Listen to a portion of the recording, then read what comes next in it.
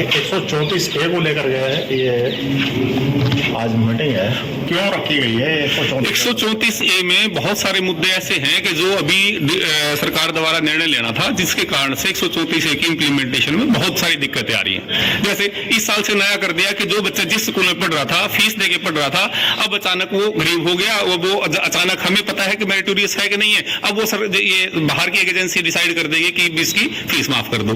अब तक जो बच्चा फीस देके पढ़ रहा था, तो आज एक साल एक दिन में क्या चीज हो गई। इसी तरह से जो रिम्बर्समेंट का सबसे बड़ा मुद्दा है कि रिम्बर्समेंट जो कोर्ट के उसके हिसाब से और आरटी के 2009 के एक्ट के हिसाब से जो स्कूलों का हक है, उनको पिछले 7 साल से नहीं दिया जा रहा। कम से कम जो आधा भी कहे तो आधा भी नहीं मिल रहा। ये 1/10 के हिसाब से मुश्किल से 10वां हिस्सा के करीब गवर्नमेंट देती है, और वो भी कई साल के बाद, और वो भी कुछ स्कूलों को। तो कितना रुका पड़ा है अब तक? हर एक स्कूल में करोड़ों रुपए में जो है बैलेंस है, जो गवर्नमेंट को पे करना चाहिए था, और ये मामले सारे के सारे कोर्ट के अंदर है। अगली डेट 4 फरवरी लगी हुई है, और कोर्ट ने डिसाइड किया था जब सारी चीजें सुनने के बाद कि भाई इसकी इम्प्लीमेंटेशन के लिए, इसको लागू करने के लिए कोई भी दबाव स्कूलों के ऊपर अनावश्यक दबाव न डाला जाए। अब जैसे ये सरकार ने पैसा नहीं दिया है, तो कितने स्कूल होंगे यहाँ पूरे हरियाणा में? कितने स्कूल हैं पूरे हरियाणा में? 10,000 से ज्यादा स्कूल हैं जिनका पैसा रुका हुआ है। तो टोटल कितना पैसा होगा? टोटल स्कूल हमारे हिसाब से तो लगभग 500 से करोड़ के आसपास अनुमान है कि भाई ये इतना पैसा है जो सरकार को देना चाहिए। नहीं दिया अभी तक जी स्कूलों को जी। तो अभी इस विषय में जो है क्या अभी मीटिंग है, और जैसे एक 8वीं क्लास का बोर्ड सीबीएसई के लिए लागू करने का प्रयास हरियाणा विद्यालय शिक्षा बोर्ड द्वारा किया गया है। अब मुझे समझ से परे है कि उनकी जुडिक्शन के अंदर जो चीज नहीं आती, उसके लिए भी वो लागू करने के लिए कैसे कह सकते हैं। तो आप मैं विजेंद्र मान, प्रदेशाध्यक्ष हरियाणा संयुक्त विद्यालय संघ।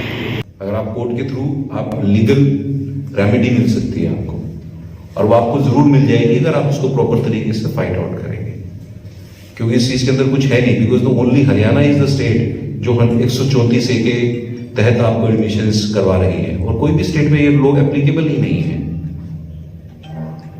राइट, देन व्हाई बाकी की स्टेट जो है वो एग्जिस्ट नहीं करती हमारी कंट्री के अंदर?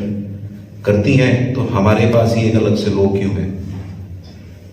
अगर जब स्टेट उसको देने लायक नहीं है, अभी सर ने बताया कि फीस 25,000 रुपए एक स्टूडेंट का खर्चा आता है। आई differ on this particular point कि 25,000 रुपए खर्चा आता होगा।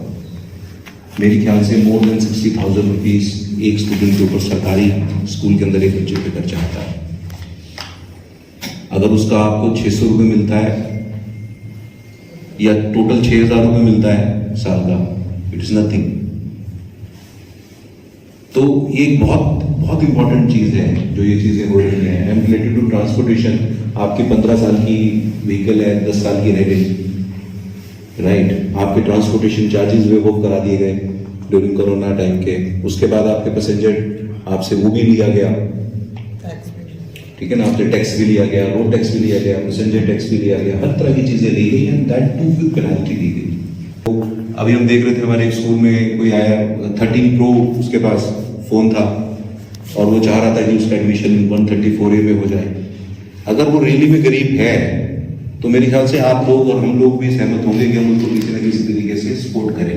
हिंदुस्तान में एक स्टेट ऐसी है जहां 2 कानून चल रहे हैं।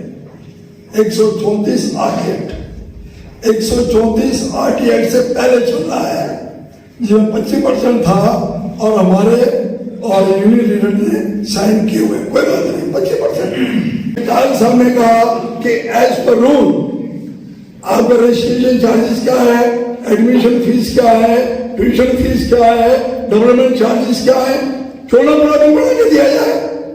सभी का यहाँ पहुँचने पर दिल की गहराइयों से स्वागत करता हूँ। जैसा कि आप सभी जानते हैं कि स्टेट गवर्नमेंट का अध्यादेश आया है, इसको ऑर्डिनेंस ही कहेंगे, कि 134A में एडमिशन करने हैं, और वो बच्चे एडमिशन करने जो पहले हमारे स्कूल में थे, अपने स्कूलों में थे। एक बच्चा 6 साल से पढ़ रहा है, वो गरीब नहीं, आज वो गरीब हो गया, एग्जाम जैसे उसने दिए वो गरीब हो गया। लेकिन ये बड़ी भारी समस्या का सामना करना पड़ रहा है स्कूलों को। मेन एजेंडा जो आज का है वो 134A का है, और जो फॉर्म 6 आया है, जो अपलोड किया है गवर्नमेंट ने, उसमें एनुअल चार्ज का कॉलम ही नहीं है, डेवलपमेंट चार्ज का कॉलम ही नहीं है पिछले साल की तरह। उसमें बोल दिया गया है कि 1st, 6th, 9th और 11th 3 क्लासेस में आप एडमिशन ले सकते हैं, आप एनुअल या डेवलपमेंट चार्ज नहीं ले सकते, उसमें कॉलम ही नहीं है। पिछले वर्षों की बात ही हमने कॉलम बना के एक्स्ट्रा जो हम अपलोड किया फॉर्म 6, उसके बारे में भी मान साहब से गाइडलाइंस लेना चाहेंगे। जहां तक बात इसकी है कि भाई ये मुद्दे उठाए गए हैं कि नहीं, कि कोर्ट में हमारी दूसरा के 3 केसेस चल रहे हैं जिनको क्लब करके, इसमें एक आर्टिकल एडवोकेट है, एक इसमें गौरव सैनी है और एक में एक और एडवोकेट है, जो कि 4 फरवरी को केस लगे हुए कल होकर के, और इसके अंदर सारे के सारे जो केसेस हैं क्लब है। उसके अंदर कई तरह के होते हैं। तो जैसे आपका ये है कि फर्स्ट, सेकंड टू 8 जो क्लासेस हैं उसके अंदर रिम्बर्समेंट है। रिम्बर्समेंट का जब 4925 केस नंबर है, जिसके अंदर साफ कहा गया है कि भाई आरटीई का जो 12(1)(c) के अंदर दिया गया है, यानी जो एनुअल एक्सपेंडिचर जो एनकर्ड ऑन स्टूडेंट वो दिया जाना है, या फिर जो गवर्नमेंट का खर्चा बिल्कुल सही बात है, तायल साहब ने बताया। ये जब DC Gupta additional chief secretary थे और प्रिंसिपल सेक्रेटरी थे, उस टाइम पे काउंट किया गया था, उस टाइम पे 57,000 था और उसको 5-6 साल हो गए, तो ये कहीं जाकर के 70,000 से कम नहीं है।